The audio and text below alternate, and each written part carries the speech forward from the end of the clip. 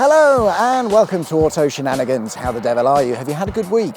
My name is John. Thank you very much for joining me for another exciting Great British Road Journey.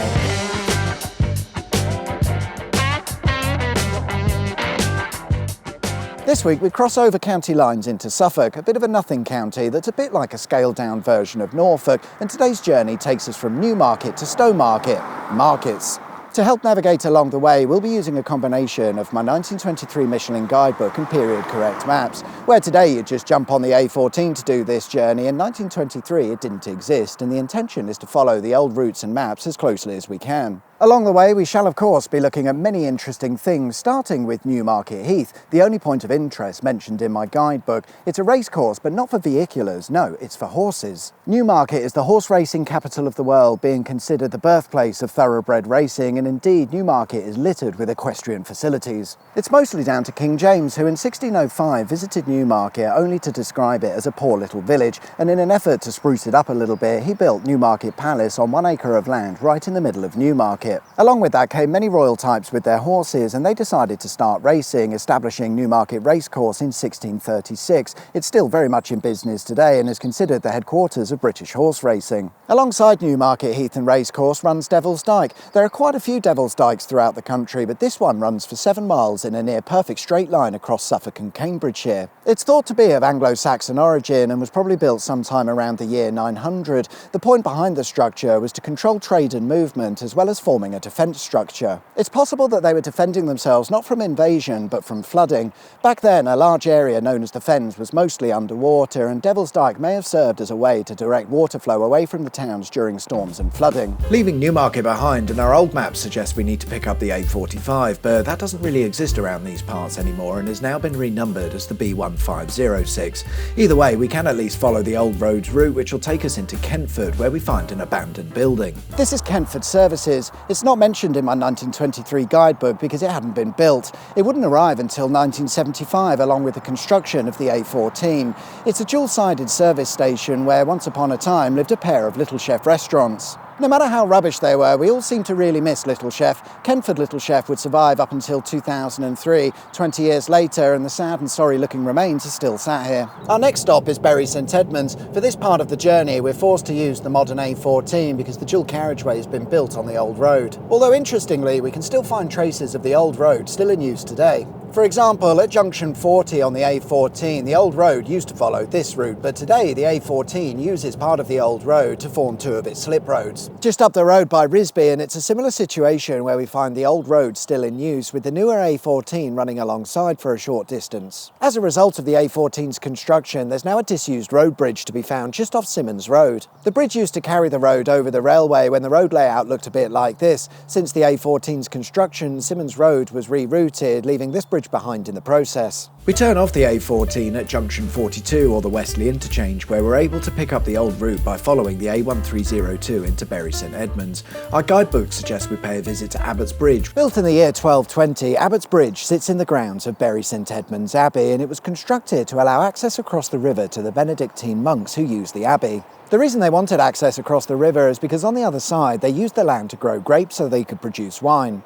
Apparently, the land was perfectly suited for growing these crops, just unfortunately it was on the other side of a river, hence the bridge. It wasn't just built for access though. Contained within the bridge is a set of iron gates which could be lowered down into the river below, preventing any access or invasion to the abbey grounds via boat. At the time of my guidebook's publication, Abbott's Bridge would have been around 700 years old, and here we are 100 years after that, and the bridge is still serving as a tourist attraction. Something a bit less touristy and perhaps unavoidable is the massive sugar processing factory that dominates the landscape of Bury. The huge factory opened in 1924, just 1 year after the release of my guidebook, although I think it's fair to say they wouldn't have mentioned a factory. The factory's process is quite simple. They take sugar beet that's been grown in Suffolk and the surrounding counties, slice it up, and then through a process of osmosis create a sugar syrup that's then filtered and heated before it grows into sugar crystals. The company behind it all is British Sugar, who supply over 50% of the nation's sugar, processing 2 million tonnes of sugar beet at this one factory alone. That produces 320,000 tonnes of sugar. No wonder we're all fat. I'm just heading out of Bury St Edmunds, and the plan is to drive along the old A45, but it would appear I've run into a bit of a problem. The road's been cut off by the A14 and is now abandoned, so I'm going to have to turn around, and I'm forced once again onto the A14 because it was built on the old road. A short distance later and I have to exit the A14, and after much messing around we pick up the route that I had in mind in a place called Woolpit. It's unlikely you've heard of Woolpit, but it's home to the legend of the Green Children. During the 12th century, 2 children would arrive in the village unexpectedly, and it's said that their skin was the colour green, they spoke a foreign language, and they only ate broad beans. After some time and having conveniently learned how to speak English, one of the children is reported to have said that they come from a place where the sun doesn't shine and where everything is green. What a load of shite. Or is it? Yes, it is. The first reports of these mystery alien children came from 2 local writers, the sort who were known for coming up with stories. Over the centuries, the legend of the Green Children would pop up every now and then, and today there's a reminder of this legend on Church Street where the village sign depicts 2 green children. Our journey takes us past Haughley Park, a wonderful country estate that for a time was hiding a chicken processing factory. The factory was set up in the 1950s on a small scale to help fund the restoration of the estate's manor house that had fallen into a state of disrepair, having been built in the 1500s and later abandoned in the early 1900s. Well, that's what everyone was told. The estate was taken over by a chap who owned a poultry production business who clearly saw potential in the site, and once the restoration was complete, the factory was massively expanded. For many years it operated as a successful business, but in 2013 the factory would close with the loss of 600 jobs. Since then, various property developers have been trying to get planning permission to turn it into a collection of unimaginative houses. A short distance up from Haughley Park is a section of road known as the Haughley Bends. According to the old maps, the road used to twist and turn its way through the area a bit like this. And for a while this was fine, until it wasn't. In an effort to make things a bit safer, they constructed a new carriageway which was then allocated to the westbound traffic, and what was previously a 2-way road was allocated to the eastbound traffic. It would all then become part of the A14, until it wasn't. The solution they put in place was far from satisfactory, with accidents still being a regular occurrence on this stretch of road, so they thought, F it, let's bypass it altogether, and a new dual carriageway was built accordingly. The result of all of this is that the original road is now completely abandoned. With the new A14 dual carriageway and that newer carriageway that was a bit smoother, they didn't really need to keep the original road open. Interestingly, I have visited the Haughley Bends before in the early days of the channel. If you want to see a fairly crap video, there you go. Just as you head away from the Haughley Bends, keep an eye out on your right for another abandoned Little Chef. This time it's Stowmarket Little Chef. Once the new A14 dual carriageway was built, this Little Chef was no longer on the main road, meaning all of the passing traffic pretty much disappeared overnight, and that left it no longer viable to operate. Clearly that's still the case, and it's just sat here now having had no interest from anyone. You'd have thought it would have been converted to a Starbucks or something by now, but the passing trade clearly isn't enough even for those guys. From there, it's a simple journey to our final destination along the A1308 or A45 if we're looking at older maps. Not long after entering Stowmarket, we're presented with a roundabout, which is a more modern addition, replacing what was previously a crossroad junction.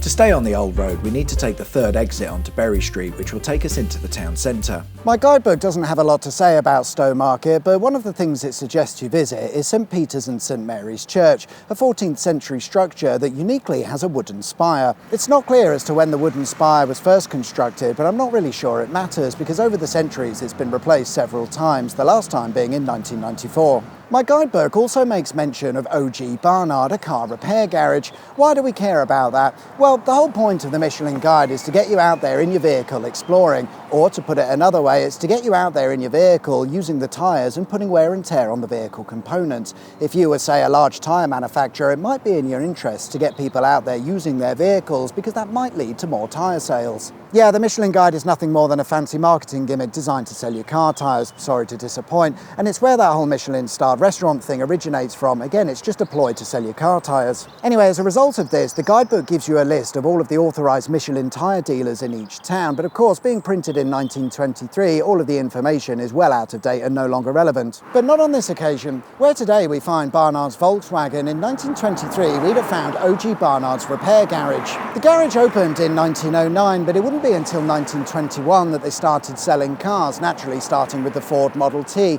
10 years later, they'd move into selling Vauxhalls, Bedfords, Chevrolets, as well as doing some coach building. They took on the Volkswagen brand in the 1980s, by which time naturally there'd been a few changes within the organisation, but today it's run by Paul Barnard, the great-grandson of Oliver Barnard, the guy that started it all and the guy that gets a mention in my 1923 guidebook. Now, a car dealership is not really suitable as an outro for the video, so through the magic of editing, I've come back up the road to the Hawley Bends, where we find this abandoned Highways England site.